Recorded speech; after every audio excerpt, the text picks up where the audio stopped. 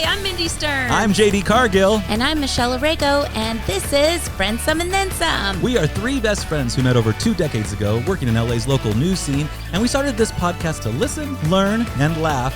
Oh, do we laugh? On our journey to improving the midlife experience through the incredible power of friendship. And each week we rip back the curtain on midlife, candidly exposing the biggest issues facing middle-aged people, often by sharing the intimate details of our own lives and our friendship. Through expert guests and celebrity interviews, we offer friendship-based tips, tricks, hacks, and solutions to living your best midlife.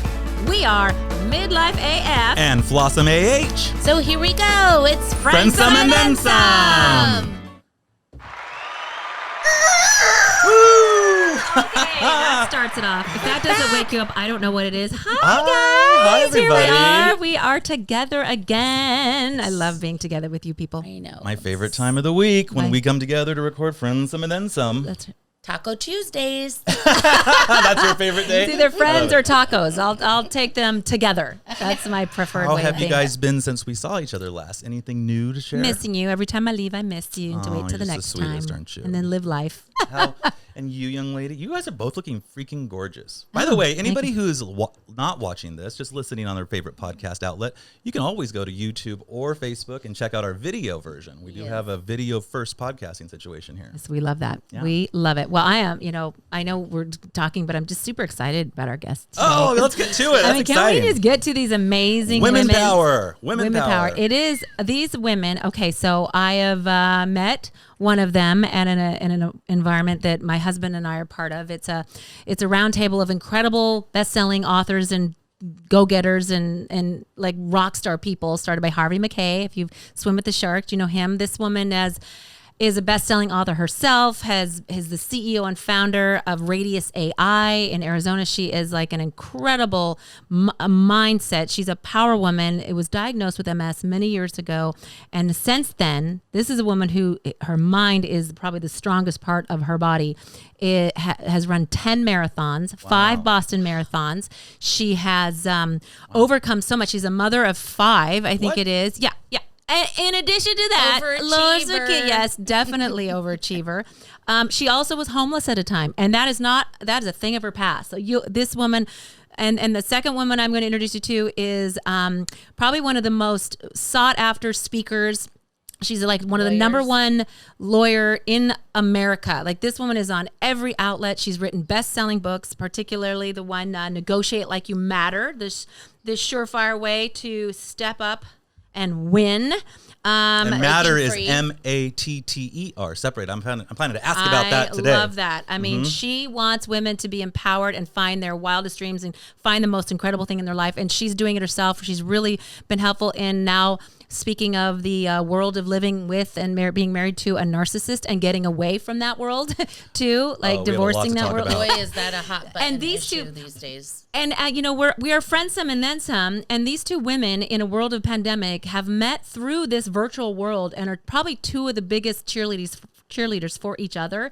So I really want to talk about how women empower women. I want to bring these two incredible women to the set. Please welcome Susan Sly and Rebecca Zung. Woo, thank you. Mindy, I didn't know Welcome you to could Friendsome and crow Then Some. like that. What's Girl. that? Oh, yeah. Oh, don't get her started. You That is take one of that about out. 1,000 sound effects she Sounds does. like Those are, hidden talents. I don't need one. I got one of my own. Rebecca wave. That's and Rebecca. then Susan and wave. Susan, beautiful Both and powerful. Absolutely gorgeous. And let's just talk about the forum that you were talking about. TikTok is for kids what Clubhouse is for professionals, right? If you haven't heard about Clubhouse, I know it's all the rage now, but it's bringing in people to network and people with actual lanes, and then you find people in that lane, and then everybody gets to network among that. So you guys met in that way, and then tell us your story and your connection. Sure. So Michelle, we actually met through a mutual friend, Mark Victor Hansen, and Chicken soup for the soul, people. Yeah, Chicken Soup for the Soul, best-selling author of all time, Guinness Book of World Records. So back in the fall, Mark and I and Crystal, my husband Chris and Mark and Crystal Hansen, we were all having dinner. And one of the things in networking in the time of the pandemic is really getting back to those grassroots of being a good human and leaving every person with the following question: is there anything I can do for you, or what can I do for you to help you? And so in relaunching my podcast during the pandemic, I said to Mark, I'm looking for amazing guests, but specifically badass women who are out there achieving, because we know in the startup world where I am, only 2% of women-led pitches ever get funded. And so my email inbox starts spinning, because this is how Mark is, and you have to meet Rebecca. And so I look up Rebecca and I'm like, dang, like this woman better run for president.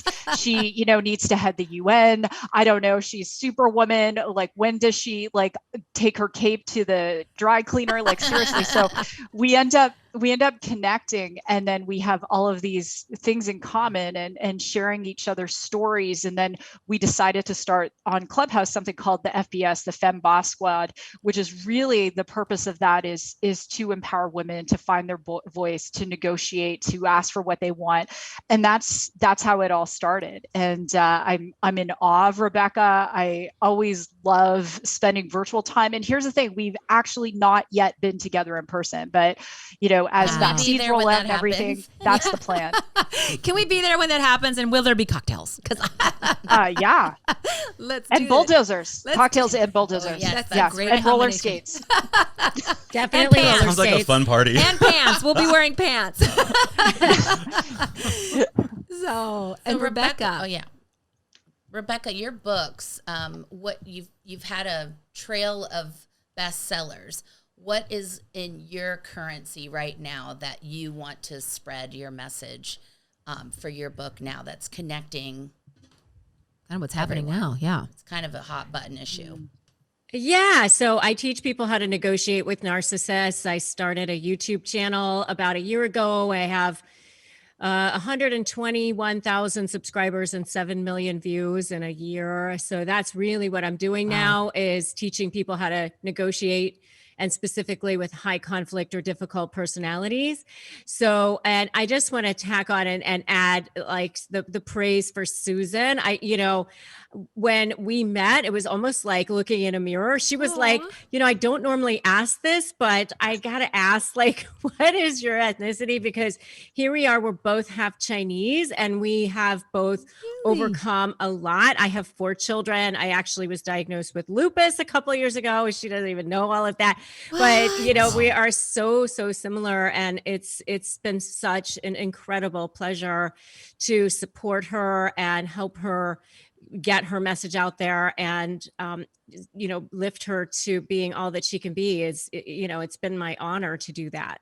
Don't you ever feel sometimes like the universe just pulls certain people together? Like it was meant to be for the two of you to be friends, that chosen family we love talking about here at Friendsome, and the power in that, like the power to encourage each other, the power to make change happen together, especially in the world of equity and feminism, and bringing the women, giving them a fair shake in all of our different business worlds that they're not currently getting that shake in. That's just incredible. Like the universe wanted you two to be friends. Well, let's get raw and real for a minute, because how many people can I go, okay, you've got half Asian hair and we're both like same age, and it's like you got to highlight to hide the grays, right? But dyeing half Asian hair and getting blonde, it can go to orange very quickly. Like these are the conversations we have. Oh, welcome to our world. I'm just amazed that she can get hers to whole curl, because mine needs a tremendous amount of hairspray to do that. Hers looks always so beautiful. The things that bond us, really, truly. Well, you know what I love too about you two is you're girls at heart, but you are two very powerful women in a world that has so typically, or maybe traditionally, which is now changing, has been a real cutthroat world. Like, I'll step on you to rise up, and I think there's been a force that's kind of pitted us against each other over the years. But you guys have really said, you know what? There is no force here. The greatest force we have is togetherness and on each other's team. And talk a little bit about how you support one another and kind of your femme boss, squad, if you will.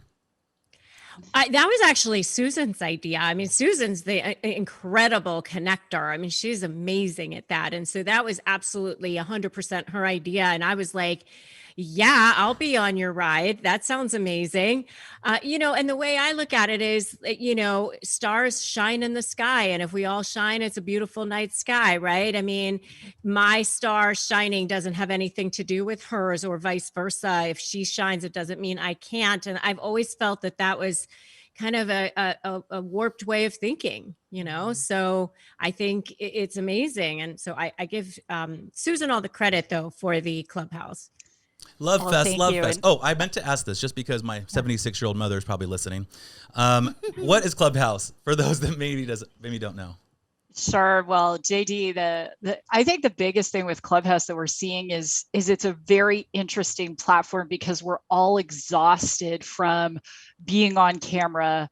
No, I shouldn't say we all. I am exhausted from being on camera. And Rebecca and I were talking about this the other day. She's like, normally on Fridays, I do nothing on camera, like hair in a top knot, the Lululemon. I'm like, that is awesome. And so I'm working with my assistant to make sure on Fridays, generally no on camera as it go forward. But what Clubhouse is essentially doing is serving everyone who wants to have a voice in a platform that is all audio. And it's fascinating because the audios aren't really saved.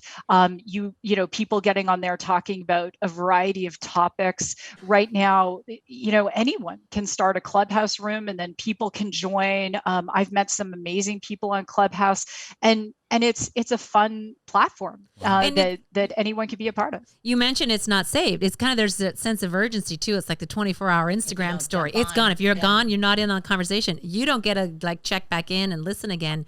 There's this urgency of oh, it's on now. I got to listen wherever I am, drop everything. That's kind of cool. Yeah. It's kind of liberating, you can raise your hand and it's not out there forever. It's only iPhone too. So one of your Clubhouses was about tips on making hard decisions.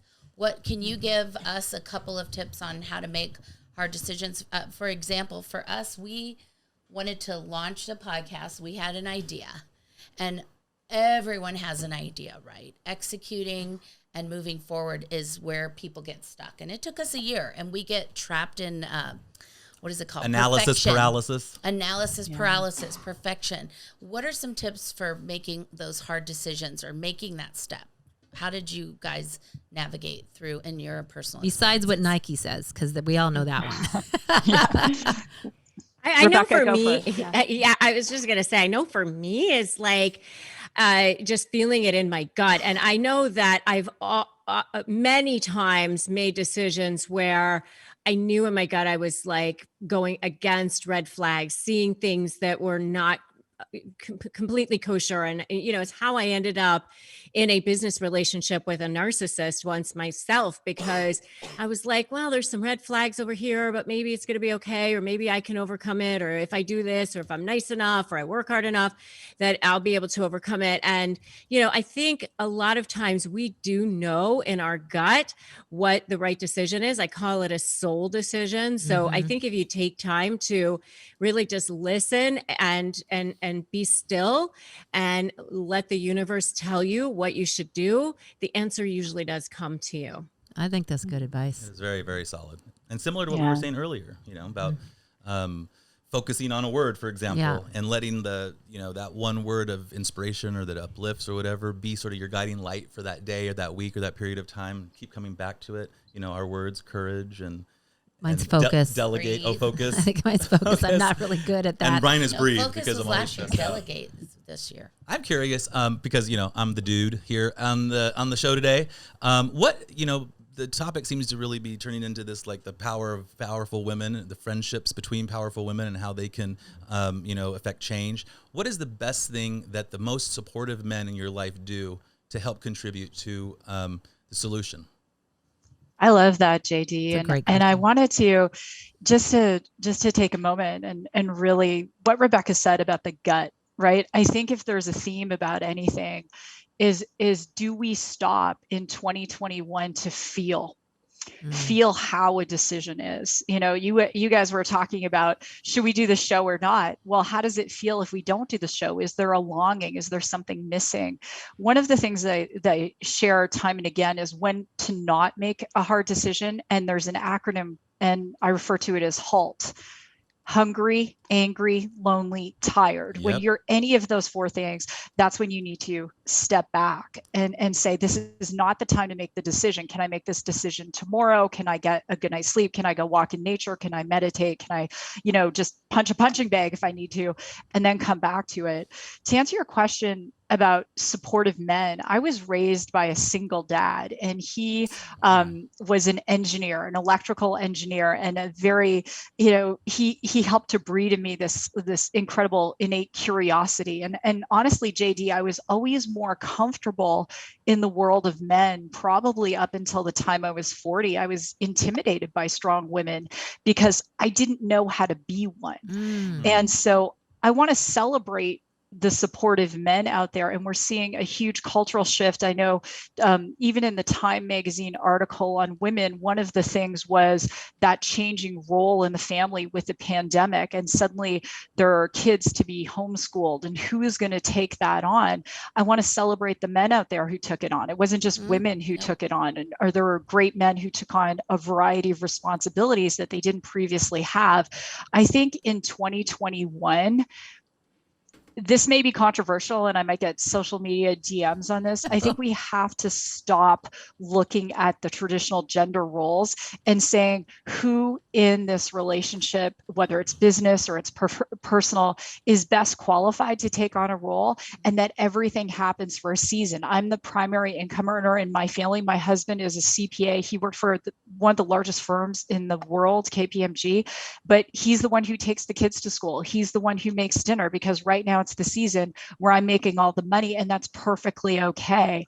And so it doesn't matter to me what someone's gender is. It's just, are they qualified to make those decisions and take those actions? It's so well said. And to me, it's fascinating that you started by saying you might get some DM. Yeah. The fact that you have to have a disclaimer on that. A man, because it seems like logic and common sense in my like mind. Whoever is skilled to do the job, whoever's available to do the job, if we are all a unit, a family, a friendship, or whatever, step up and do it. Because the truth is, if we limit just men to doing some things and just women to doing some things, we're living in a 50% world. Who knows what's possible? Who knows what stories will happen and what will emerge if women and men start exchanging and doing more of the things that the other does? Well, you look at the history of how the male-dominated society, the male-dominated household, and look at how diverse and powerful companies and families and relationships and success is now that it's not male dominated. Now there is more of a share, and women have such a big voice now and such a big impact in the world. And I think our greatness, I'm wearing my Wonder Woman t-shirt in honor of you two ladies. I think that is something that we are seeing more and more now that we've tapped in and recognized and turned the focus towards how many and powerful women are out there and what are they doing. And there's a really great wave, I think, of support there. We always say it's not just that person who has to be the voice for, like, let's say if you're a woman and you fight for women's rights, no. Or if you're African American, Black Lives Matters, no. It's the real change comes when the community in the circle all work together. And the pandemic has, like the whole Time magazine that you mentioned, domestic violence is way up. Women were the sacrificial lambs of the pandemic to homeschool by a huge majority. So we made huge leaps in this last century in the workforce, but now we're going backward a little bit. But I do want to give props to the men who have stepped up and even if it's not a gender role or the masculine role, people in relationships get trapped in roles. The three of us already and have for the last 20 years. We have a dynamic, right? And we get trapped in a role. And when someone sort of evolves, maybe the other person doesn't let them. So I like to call it making space. Right. Yeah. And so if you're constantly the one overcompensating for whatever relationship we're talking about, male, female, home, work, if you step back and make space for another person, I'll give you a good analogy. We have a hockey team. there was this crazy star player, lead scorer. Okay, think about this in any facet of your life. Everyone loves a sports analogy, right? Well, he got a concussion. And everyone freaked out because we had such an amazing record and he was the lead scoring person. What's going to happen? Oh my God, he's not playing in this game. Guess what? People stepped up. I'm telling you, 4 kids scored multiple goals for the next 3 games that he was gone. So everyone passed to him because he was the scorer. But when he was gone, people step up. And who is that person? So it's important for when you've been in a relationship for a long time. Take a step back when you see you've dominated in a certain role. That doesn't mean necessarily that you're the best at it. It just means you went there. So let the other person, I mean, I think it has to be a discussion, but it's a dance, right? But it's certainly and not it's a something... season. Right, Michelle? Like it is, it's a season that everything happens for a season. And I think we get trapped in thinking this is going to go on forever. No, it is not going to go on forever. Shall pass. Yeah. Can you step up for a season when the player has the concussion or whatever? You mentioned something, you know, in terms of the increase in domestic violence, and women are abusive too. Yes. I have a good friend, smart, master's degree, and he was in a relationship with a narcissist, and his wife was abusive to him physically, mentally, and I don't know. I'm curious to hear what Rebecca wants to say on this subject, because one of the statistics we know is 3 out of 5 American women have been abused either physically, verbally, sexually. The statistic for men is 2 out of 5. So it's not quite the same, but it's still there. Not so far off. Yeah. I don't know. I mean, it's your show, but I really want to ask Rebecca. No, please. Please. I love it. This is a show about friendship and your friends. Yeah, I do. Well, because I have such a huge audience now on YouTube, I have a really good feel for who my audience is, and it's 60-40. So 60% of my audience is women and 40% of my audience is men. I teach people how to negotiate with narcissists, not just in a romantic situation, but also in a business situation. Your boss, yeah. But I will say that I have always said that the 3 deadly sins of marriage are abuse, addiction, and adultery. And I call them the 3 A's. And because it rips away at the integrity of the foundation of the relationship. So it's very, very difficult to come back from. And you especially see it when you're married to a narcissist. And a lot of times I think men are actually more afraid to come forward and admit that they've been in abusive relationships because it's emasculating. They don't want to say that, hey, my wife was kicking me. She was punching me. She was calling me names and I didn't do anything about it because we're in this relationship. We're married. We have children. She, was nicer the next day or whatever it was. And so they end up staying in these relationships. This just the same as women do. And what happened with the pandemic is everybody's now locked in at home, whereas before it was maybe sort of a distant fire where, you were kind of ships passing each other in the night. Maybe you were traveling a lot for work. Maybe you were out of the house a lot because you were working long hours. And now all of a sudden, here you are thrown together, shoved in the same space for months at a time. And it wreaked havoc on people's relationships. I think a lot of people are misusing the word that's attached to narcissism a lot. Of gaslighting. Can you just give us, because you're right, narcissism is a personality disorder. It's not specific to male or female. It's a gamut of ages and roles and relationships. Men have just perfected it. But what is men have been allowed to get away with stuff. Women have gotten different labels out of being narcissists. But what is gaslighting? I feel like I've misused that term in a couple ways, but what does that mean?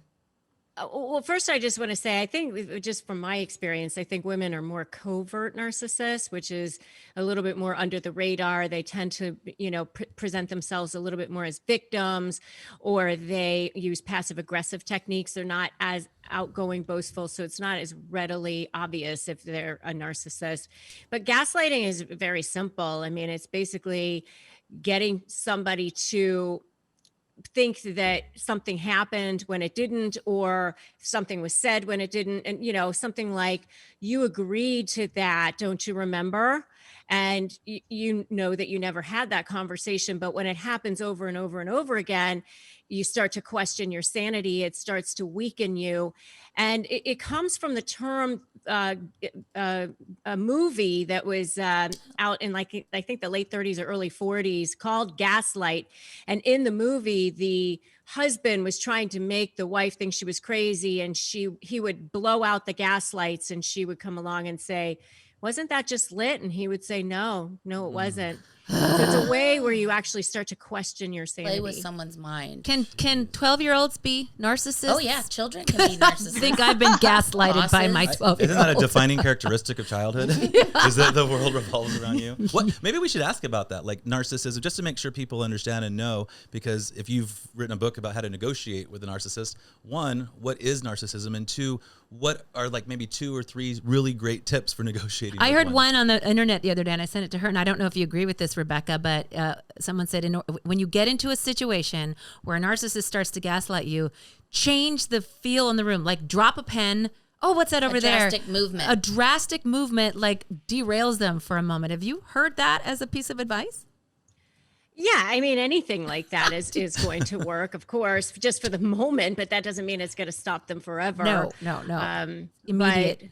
Yeah. So I just wanted to clarify. My book is actually just on negotiating in general. Yeah, it's not. I am planning to write a book on negotiating with a narcissist, but I haven't gotten will to look it out yet for with that. everything else I have going on. Yeah. Oh, actually, yeah, that's right. Your book is Negotiating Like You Matter.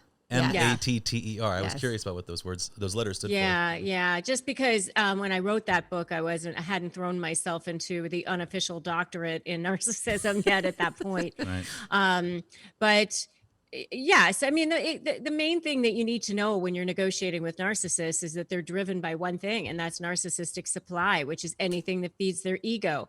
So they're either going to get it out of you by adulation and compliments and getting you to do things for them and that sort of thing. Or if they know that you're no longer for them, with a narcissist, it's black and white. You're either for them or against them. And if they're thinking that you're against them, then you become public enemy number one. So they're going to get supply out of you by manipulating you, jerking you around, making you squirm, intimidating you, something like that. So there's a fundamental difference when reasonable person is looking for a resolution. A narcissist wants to keep the supply going because they want to just continue to mess with you.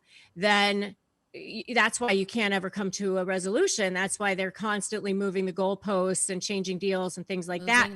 And so the key is in creating a situation, enough leverage, which threatens a source of narcissistic supply that's going to be more important for a narcissist to keep and retain and protect than the supply that they get from jerking you around and making your life miserable. Wow. That sounds Rebecca exhausting. and I just did a show on, is AI fueling narcissism? Please can you tell me, Yeah. can you elaborate on that a little bit? Because That I is would I really- must say, I think Are it we literally creating this? social media, I think that's a big thing because everyone is about me. I mean, we used to, I think about when I was a kid, we dance around the mirror in front of the mirror, but there was no film. No one was seeing. It was us, like, posing to a mirror. Now you're doing it in your bedroom, in your panties, for the world and all perverts to see, and anyone else can look at you on a visual platform, and it's all about me. And please help me understand this social, AI and how that is. What do we do? Sure. I mean, AI is evolving at a very rapid pace. So I'll give you an example. So Rebecca, as being a close friend, I'll just share with all of you, I'm doing this AI experiment where I'm taking a course that I taught, running it through a program called rev.com to take my audio and turn it into words. And then I'm putting it into a program called Conversion AI, which will write the whole book for me. And then I'm going to have it in a micro category on Amazon just to prove I can get it to number 1 and not actually write a book and let the whole AI write a book. Wow. So a little bit That's about so my cool. weird background. So I currently hold a certificate in what is it in? I don't know. It's a management leadership with a focus in AI, and I'm doing an advanced certificate now.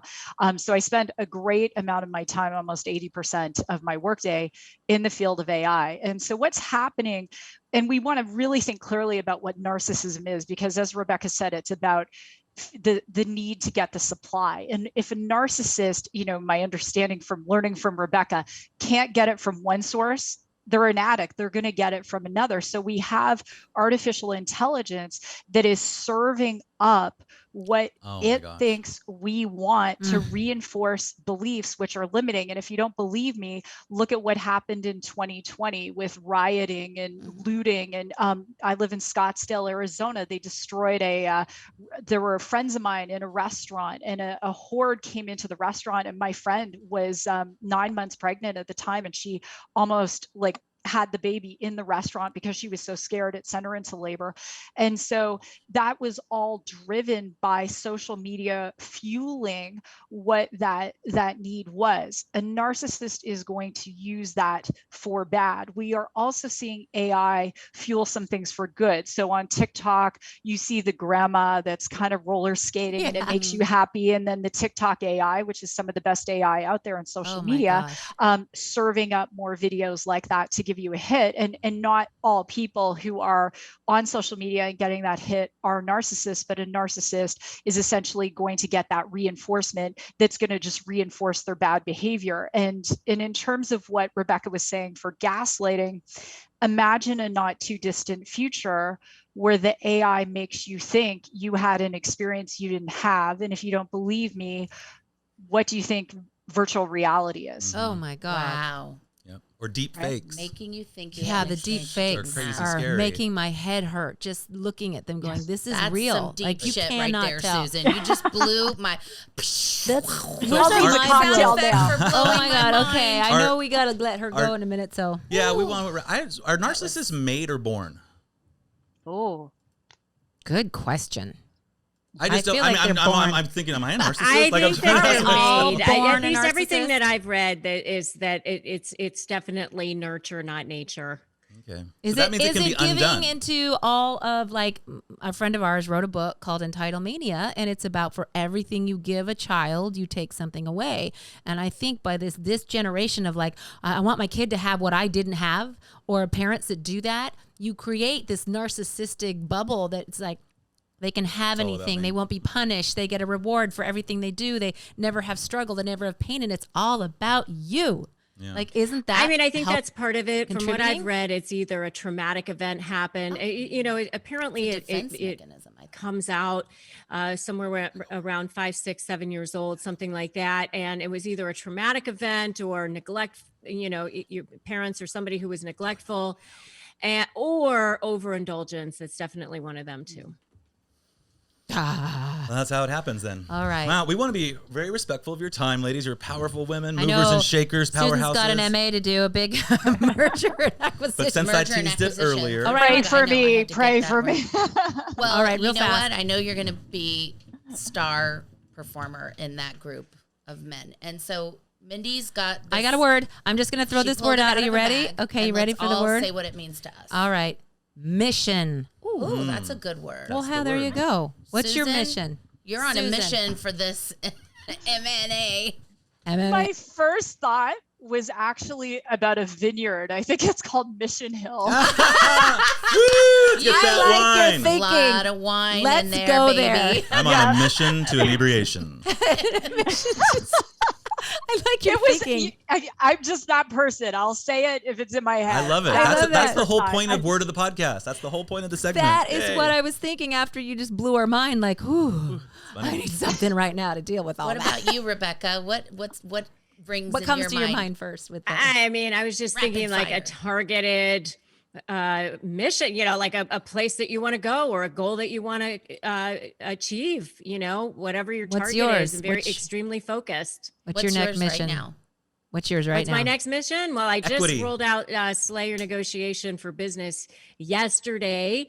So my next mission is rolling out a Slay certification program for lawyers and mediators. Oh, I love it. That's her mission. Well, And my mission is to help Rebecca write her book using an AI so she doesn't have to do it. I know. I was listening to you. I'm this. like, I'm definitely following I'll up with call you you on later that. about that. Yeah. No, call me too, please. Yes. It's crazy. It's crazy. Absolutely. So we can follow you. Tell our listeners where they can follow you and find you immediately because they want to all follow. Their mission is to follow you. Rebecca, go ahead. I was going to say, go ahead, Susan. You guys are so cute. It's all good. You can find me on YouTube. Just, Google my name, Rebecca Zung, or Google negotiating with a narcissist, and you'll find me right there. There you are. Make sure you subscribe to my channel. Please do. And if you want a free Crush My Negotiation prep worksheet, you can get that at winmynegotiation.com. Perfect. And I'm on Instagram, Rebecca Zung. All right. Very And nice. Susan, the Have It All woman. You got to get her book. It's incredible. And then tell us where we can find you. So on Instagram, it's at Susan Sly, and I have a show called the Susan Sly Project. Rebecca's been on. We're going to get Mindy and Glenn on. The purpose of the show is really to inspire small business owners to become founders and grow their companies and bring on a lot of incredible people. So it's lots of fun. And so go ahead and check that out on iTunes, Spotify, and we do video, but not on Fridays anymore on YouTube. So hit the subscribe You're on going that. to be in your Lululemon on Fridays. Well, Yes, even we call her on actually Friday. made an exception for you today. Here. Oh no, today's Tuesday. Yeah, It is today- definitely Tuesday. It's Tuesday. Yeah, this is only on. Yay! Oh, that's great. So now we know where to follow them. Of Thank course. you guys. Thank you Thank you for being on joining. You are Friendsome now and Friendsome. officially part of our Friendsome. You cannot friends. leave. It's like the firm. You're Yay. in. Thank you guys. Thanks for Love joining you. Bye, us today. everyone. Thank you Bye. guys. Good Thank luck. you. Thank See you ya. so much.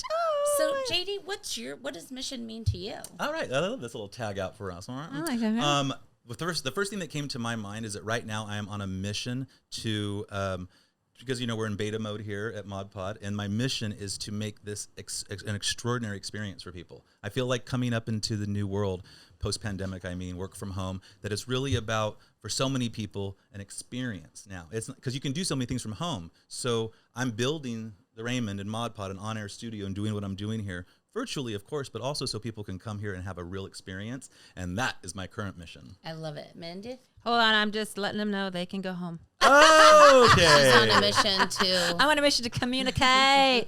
My mission is to find that winery and Mission Hills. and invite Susan to come. And Susan and Rebecca. You know what? I will go back to my word of the year. My mission is to really be focused this that was year. last year's. It was last year's word, No, but that's was it? okay. Yes, you This were. year's It word was is delegate. The fuck? I tried to tell you that earlier in the show. And I thought you were What? changing it because you're like, oh, I don't want people to know it was yeah, delegate. Yeah, I thought she was going. I thought you were joking. My next word is to find a memory clinic. No, That, stop it. Swear to God. Will you Stop visit it. me in the memory clinic, please? Will I'm you going to virtually promise? slap you. So what is your mission, Michelle? Well, when I think of mission, I think of service, right? Mm-hmm. I know mission is goal oriented, but who was the guy on Project Runway? That one, like that The one. white-haired Christian- guy? Make it work. Oh, Tim Gunn. Tim Gunn. Kim. So I always say, make it meaningful. Mm-hmm. And I feel like you can think of mission as a goal, but you can also think of mission as purpose. And anything you do, whether you're doing laundry or something mundane, go to the farmer's market, homeschool your kid. Like sometimes when I get frustrated or I lose patience, with a lot of moms do, or in your job, I'm like, make it meaningful, make it meaningful. And I whisper it to myself. Oh. And then I lose a little bit of that frustration and impatience. Love it. Because you can make anything meaningful. You really can. I wish there was like a quote about mission. To Okay, help us, so I like- have a quote. Oh. I have a great quote, Elma Fudd. Okay, outstanding people have one thing in common: an absolute sense of mission. So whether it be sense of purpose or a sense of a goal, go out there and get a mission. And that was our awesome word of the day. Can And you I love delegate your mission?